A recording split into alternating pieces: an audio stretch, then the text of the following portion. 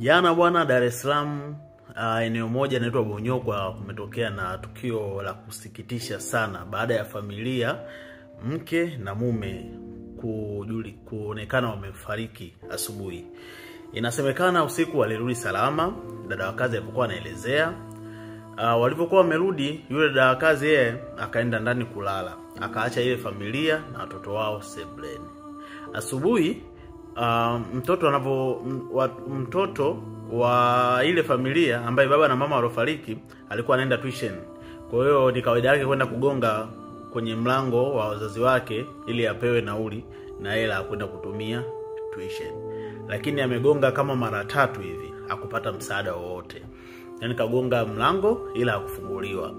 Ushaona? Kwa hiyo alipoona vile mtoto akarudi ndani, dada wa kazi akatoka nje na kuanza kufagia.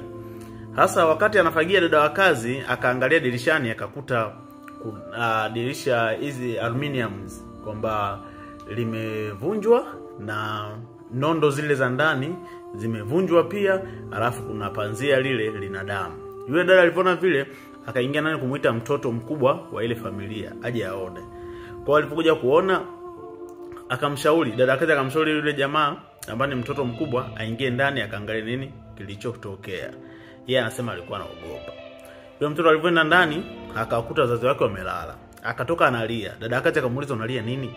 Akamwambia dada twende tukaone wote. Walipoenda ndani wakakuta baba na mama wamejeruhiwa na kufariki. Mama alikuwa amefunikwa kitambaa usoni, baba alikuwa amechomwa kisu. Kisu sijui watu wanasema ncha kali. Kama vyombo vya habari wanaripoti hivyo. Sasa sijui ni kisu au ni nini. Alikuwa amechomwa cha moyo. Lakini dada kazi anasema kwa pale yeye alimuona mtu ambaye ameumia sana ni baba yake ambaye amechomwa kisu. Dada yake hakumuona sana. Lakini kaka wa marehemu wa yule jamaa anasema, mdogo wa marehemu yule jamaa anasema brother yake alichomwa kisu kimoja cha moyo. Na alafu shemeji yake alichomwa visu vingi sana ambaye ni mwanamke. Jamani. Hii issue inasikitisha. Unajua mwizi akiamua kufanyia jambo afanyia jambo. Yaani fikiria aluminium wamevunja, sio uwezi majambazi, sio wanataka nini? Sijajua nini walikuwa wanataka, wala sijui kama wamefanikiwa kuiba. Wamevunja vioo na wamepinda zile pindo za nini za madirisha. Nadhani nionyeshe kwa mfano mtanielewa kidogo. Naongelea kwa mfano. Unaona hizi kama hizi. Na vioo kama hivi wamevunja. Kwa hiyo tuwe makini sana.